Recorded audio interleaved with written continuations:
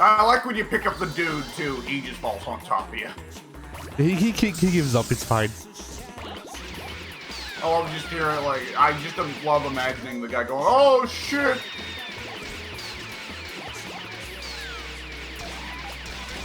Oh, I forgot that the cops will start shooting at you.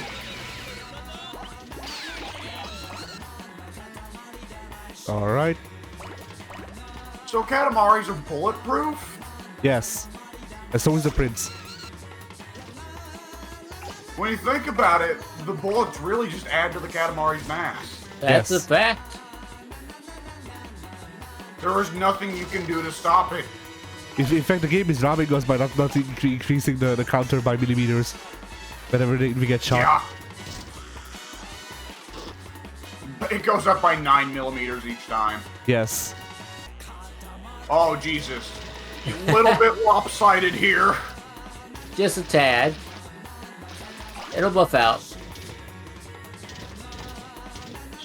Oh, good lord.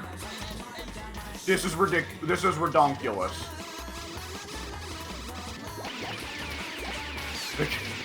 The gator is too low to the ground. He did not care. Like, it's part of what makes the design of Katamari great is that there is the great feeling of snowballing so much.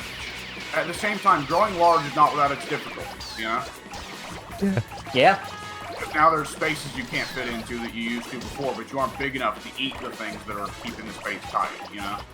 Yeah. Yeah. You are probably going to eat that bridge if you try to cross it, but nonetheless, I feel like crossing it. That is a unique Katamari problem. You ever walked across a bridge, but then you fell because the bridge stuck to your foot and became a part of you? Never happened to me personally. Happened to me once, it was terrible. He goes into the Katamari, he gets stuck. Yeah. And he starts rapidly kicking his legs like, oh no! Yeah. Alright, I guess we need to go around again. Now Rhino may be coming, but what about Veer Mahan? Oh, Veer Mahan is always coming. Day and night, he's the man they talk about in those porn game ads. Then wouldn't he not come? Shigeru Miyamoto, oh my god! Did you see you pick up that elephant even though the elephant didn't even collide into the ball? Yeah. Oh, I can't pick up the mushrooms yet. Oh, it's because 110 gangster cars.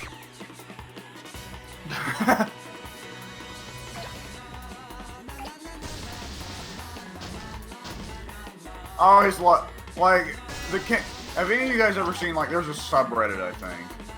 Or no, not a subreddit. Excuse me. No, I'm entirely getting this wrong. It's an XKCD comic that is. I love measuring things in unhelpful forms of by unhelpful standards. Right? Have any of you guys ever seen that XKCD comic? No. Possibly. Okay, well, the king of all cosmos lives by that comic. My god, this Katamari is as big as 4,000 grape jellies cans. What? Your Katamari is as large as 2 heavily customized Ford Mustangs. Impressive. God just made trees. Oh no, you've hit the building eating size. We have entered the snowball dimension, gentlemen. This is where the real shit begins. Oh, yes. Oh, good lord. We're rolling now. Just like Undertaker. It doesn't stop rolling. Okay, which is better? Undertaker's rolling, or when they had the Limp Bizkit do their cover of Stone Cold's theme? I personally love rolling, and I don't even remember Limp Bizkit's Stone Cold theme. So, are you talking about this third song? Oh, you're right. It was Disturbed, not Limp Bizkit. Disturbed, Limp Bizkit, and Korn, I get mixed up in my head. Fair enough, fair enough. Man, the other day, the band Korn came up, and either my mom or my dad, I forget which, I think my mom said, you know, I've heard before that if you know someone who likes Korn, it's considered a warning sign. And I just went, I thought you were gonna say it's considered a war crime. Yeah. Oh no, going by previous company, that might be. Yeah. Possibly.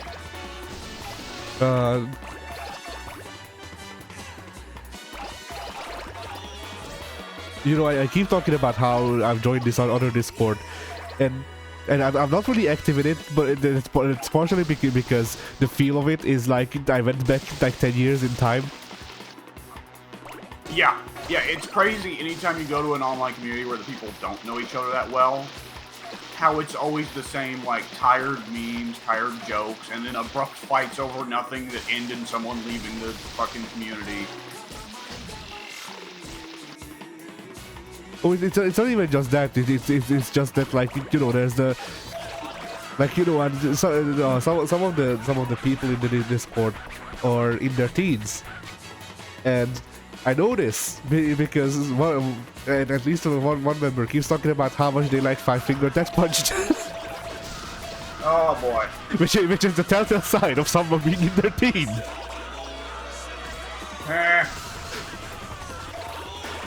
Oh boy. The funniest part of that band to me is that I never really liked them. I think I listened to like one song of theirs and went, that's alright, I guess, it's kinda mid. And our friend Brandon really liked them. And I just gave him a detailed explanation of the lyrics and why I think they're dumb. One time. That's the Ted approach. I like the sound of the song. Yeah, well, the fucking lyrics suck. Oh, well, okay. Just go with the sound. No, he was saying that the lyrics are like so deep or whatever. Which is why I brought it up. The only Five Finger Death Punch song I've ever heard in my life was pretty well summarized as America, our boys, America, trucks. But instead of an acoustic guitar, it's an electric guitar. Yeah. The one song I heard was just like, I want change to happen, but I will not do anything for it. And it was the entire song. Well, we were just talking about that with politics earlier. Yeah.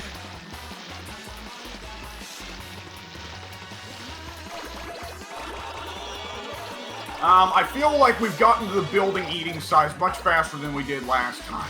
Possibly. I mean, like, you know, it's the usual thing. As long as I don't think about the game, I can actually play it somewhat alright.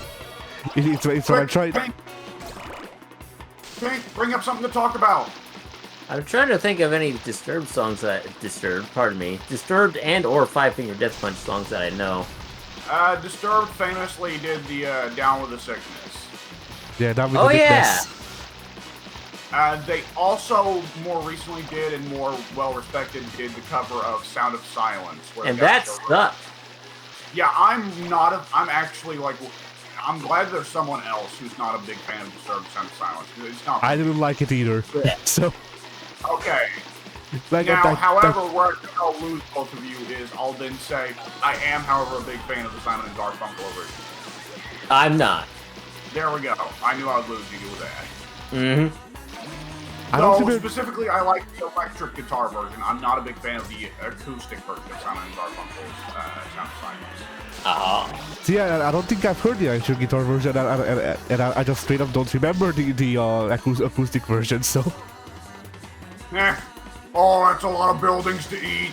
Yes. But yeah, like, Disturbed... Yeah, it's sort of like Yeah? What are you going to say about Disturbed? I was just gonna say that like, Disturbed's best song, as someone who actually listened to Disturbed at one point in their life, Disturbed's best song is the Stone Cold entrance theme.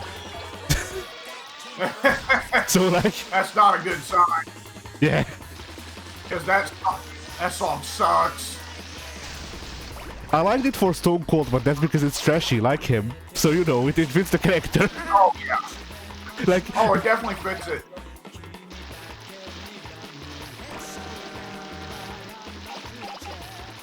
Though, honestly, the most fitting Austin theme would probably just be giving him Rage Against the Machine. Fuck you, I don't do what you tell me. Okay, controversial take. Yeah. Wait, was that not the name of the Disturbed cover of Austin's theme? I don't do what you tell me? No, I'm forgetting. no. Okay, either the original version... You go ahead. The Disturbed version is called Glass Shatter. I Okay, think. Glass Shatters, okay. The original version, which I thought was called Glass Shatters, is the one that's actually called I Don't Do What You Tell Me. Ah. But yeah, like... So, not titled Fuck You, I Don't Do What You Tell Me. Even the Attitude Era couldn't get away with that. Yeah. Despite Triple H and HBK's best attempts. You know, probably, in fact, definitely controversial take, but I don't really like Rage Against the Machine.